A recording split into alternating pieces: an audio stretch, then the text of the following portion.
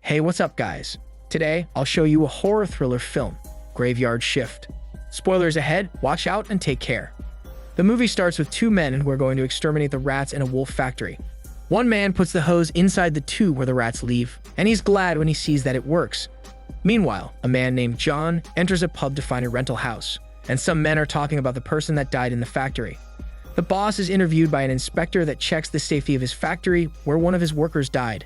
The inspector slips on the floor, and the boss helps him up and takes the paper of the inspector. He tells the inspector that he will organize a cleanup for him. Back to John, who's waiting in the office for his work application. He gets tired of waiting and is about to go out, but then he sees the boss. They sit down as the boss looks at his application form. The boss is doubtful because he came from many places in 5 years. John answers that he's there for a fresh start. He tells John that he will be working alone and offers him a minimum wage. The boss adds that he will be working at night because of the heat. They could only run the machine at night. John is working his first shift, and he sees that there are a lot of rats. He uses a slingshot with the soda can to hit the rats. The exterminator sees him, and he is impressed with John's shooting. He introduces himself to John while holding a dead rat in his hand. John asks him why he's working late too, and the exterminator says that he has no choice. He tells John that the place is infested, and over his 20 years of experience as an exterminator, he has never seen something this bad. He tells him that someone is behind it and shows John his gun. Then the exterminator tells a story from his old work where one of his workmates got his arms and feet tied and cut their abdomen. They get a hungry rat that hasn't been eating for a week and stick its nose inside the abdomen. They would cover the abdomen with a flaming rice bowl so the rat would enter the cut in the abdomen. Later that night, another worker, Ippeston, is acting like he is a creepy old man. Then he realizes that he should be downstairs humiliating John. The boss sees his acting and claps and mocks him that maybe he can get an audition. Then he tells Ippeston that they have a deadline on Wednesday and asks him if he's on schedule. Ippeston says that he is, then he goes back to his work. After that, the boss approaches the female worker, Jane, and asks how she's doing. He puts his hormone let-go hand on her shoulder, but Jane shoves it, answering that she can handle herself. While Jane continues her job, the boss continues to talk to her about giving her a promotion that allows her to work in an office. Jane tells the boss to back off because she can handle it. The boss insists and asks her why she doesn't think wiser. Then Jane mentions his public mistress, which makes the boss leave. The next scene is down the basement where a worker is installing lights. He says that the place can't be fixed in just a week. He climbs up a ladder and he is mad about the rat infestation. Then he hears a shriek. He asks if it's his coworker, Brogan, but he doesn't answer. He continues to call Brogan, and from his back, a giant bat wraps in with its wings and eats him up. The next morning, the factory puts up a hiring sign again. Then John walks into the pub, and the men are talking about the missing worker because he left in the middle of the job and didn't get his pay. Then the waitress asks John's order. Brogan is the one who gives John's order covered with a towel. When John opens it, his toast has a rat over it. Danson says that it's a special order for him. Then they laugh at him. John covers it up again and puts it on the table in his back. Jane mutters that those guys are bastards. After a while, John is walking on his way home. Jane offers him a ride, and the boss sees them. The boss's mistress walks out of the office and reaches for the boss's pants, but he shows her hand, saying that he doesn't want to be doing it in broad daylight. When they are about to enter the car, a man named Charlie hears that he's looking for a few good men.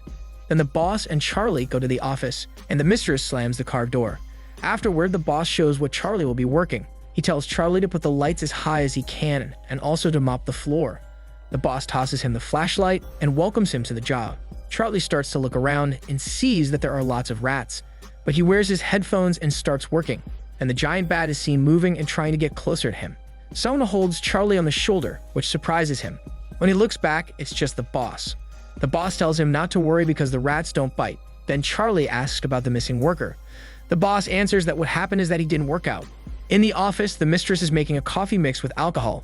Then a lady gives her a list of the cleanup crew, saying that the boss needs it typed right away. It surprises the mistress because John is on the list.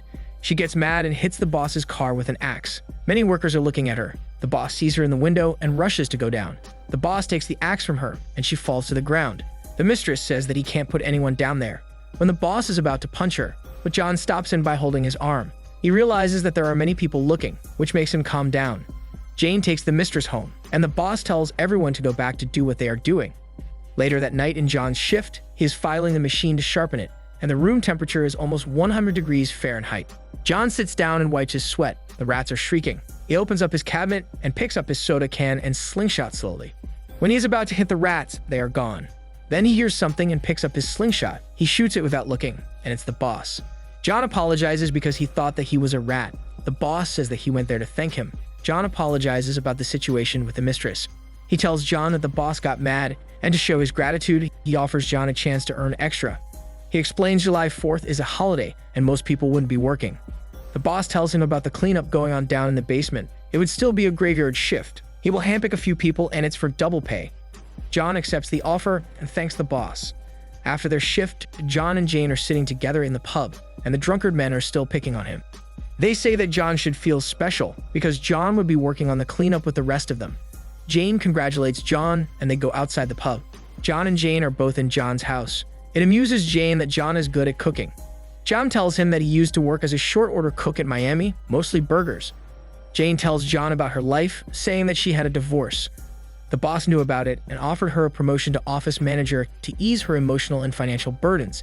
Jane didn't accept it because the boss would just take advantage of her. She tried to sue the boss, but she was advised by the personnel to see a therapist. They couldn't fire Jane because it would show that the boss is a bad person. The night comes, and the mistress goes to the office of the boss when nobody is around. She opens the boss's drawer on his table with a flat screwdriver and takes the paper that the boss took from the inspector a few days ago. When she is on her way out, her flashlight falls down the stairs. She is going to get it, but she falls down as well and breaks her arm. The rats approach her because they smell her blood. When she looks to the other side, she sees the giant bat with its mouth open, and all she can do is scream. Then in the basement, the cleanup crew is playing music and shooting the rats with a water hose.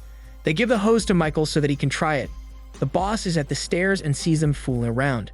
The boss asks them to turn off the music and tells them to be careful with the water hose because they will end up spraying one of them with it. He adds that the basement should be in a workable state by next Thursday. John mocks him if the boss would give them a gold watch after the job. The boss picks up the hose. They dodge, but he is aiming at the rat. Brogan is shooting at the rats with the water hose while Jane tells Charlie not to list everything because they are old files and it doesn't matter anymore. On the other hand, John and Ippeston are stacking the chairs and Ippeston sees a chest. Ippeston says that it's in great shape and tries to open it up. He puts his hand in, and when he opens, it's full of rats, which scares him. He closes it and tells Brogan about it, saying that it's rats. Then Brogan sprays it down that ruins the chest. Charlie looks at Brogan smiling while Brogan is spraying down the rats. But Charlie falls to the ground because the hose hit him. He confronts Brogan because it almost killed him. Then Brogan sprays Charlie's foot with a water hose continuously. John takes the hose from Brogan. Then Ippeston approaches them, saying that they were not hired to exterminate rats. At his back is the boss, telling Ippeston that he's the only one who is complaining about it. He fires Ippeston, and the others continue their job. Back at the boss's office, the boss tells the exterminator that they wash out the rats to the river because he's too cheap to pay the dumping charge, and the rates reach the backyards of the neighborhood. The exterminator gets mad and is about to go out, but he stops because the boss tells him that it can cost him his exterminator's license. The boss tells the exterminator that they are just asking for one additional service because he knows where the rats are nesting, and the exterminator can take care of it for no more than a night. Then the exterminator sits down again and asks the boss what he wants. The boss answers that it is in the graveyard. The exterminator goes to the graveyard to find where the rats are nesting. Then the sloppy dog starts barking, and the exterminator tells it to go get them. The exterminator follows the dog inside a catacomb. He is looking for the dog inside, then the floor slants, and he can't move. A tune falls and crushes his face, causing him to get buried. Later in the basement, John sees that there is a trapdoor under after moving the dump. The boss sees it. John tells him that this is where the rat nests. Then they open it together. The boss tells Brogan to fetch in a lamp. Brogan questions him if he's thinking of going down. John says that he will, only if the boss comes with him. The boss tells him to go first. But Jane says that she wants to go in with John. The boss stands and gets his suit, and all of the crew go down. When they are going down the stairs, Jane trips and hurts her foot. John sits her at a table. The other crew, together with the boss, looks around and tells John that there are no rats in there. Brogan picks up the water hose, but he also picks up a human arm. Brogan runs upstairs and breaks it. The water hose also breaks as Brogan falls down a river and a creature approaches him. Brogan says that there is something down there and asks them to help him, but they run away. The boss sees bottles and gives some to Danson and Charlie to use as weapons. Danson answers the boss that what they should do is find a way out. The boss puts grease on his face and tells Danson that they should blame John because they wouldn't be there if John didn't find the trapdoor. John and Jane reach a dead end. Jane hears water, then runs towards it, but falls into the water. John follows Jane, and they swim to find a way out, holding a casket to stay afloat. Meanwhile, Charlie hears water, and Danson says that it's the river. The boss tells Charlie to go first, and they will follow. Charlie says that they can break through. He sticks his hand in, and something grabs him. The boss pulls him out, but Charlie's hand has been eaten. So they leave Charlie in there to get eaten. Then Danson runs and breaks the floor. The boss helps him up, and they crawl so the wood won't break. Danson tells him that he doesn't want to go anymore, and the boss leaves him. Then the boss sees water dripping. He says that it's cold, and he's getting closer to getting out. Danson ignites his lighter, and the giant bat growls and eats him. The boss sees him being eaten, so he runs away but falls into the ground full of human bones. John and Jane get out of the river. He tells Jane that they are going to make it, and John helps her stand up because her leg is still hurt. They walk around only to see the mountain of skeletons and a staircase that they can climb to go out.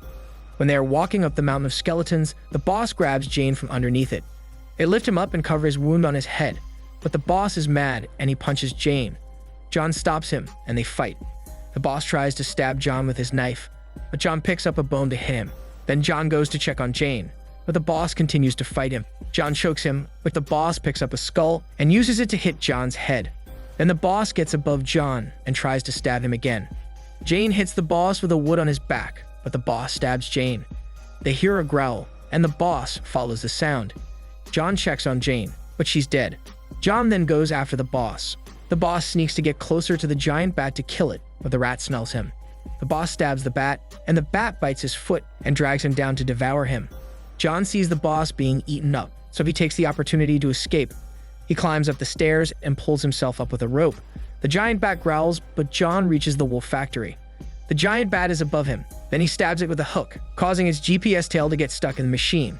John uses his slingshot and soda can to turn it on. His first shot misses. He picks up another can, and when the giant bat almost gets out, he hits the button and the machine turns on. John covers his ears as the giant bat shouts while being eaten by the machine. He is able to kill it, and the rats eat its remains. The movie ends by showing a signage that they are now under new management and they are hiring again. This is Daniel's CC Movie Channel. Stay safe and enjoy your day.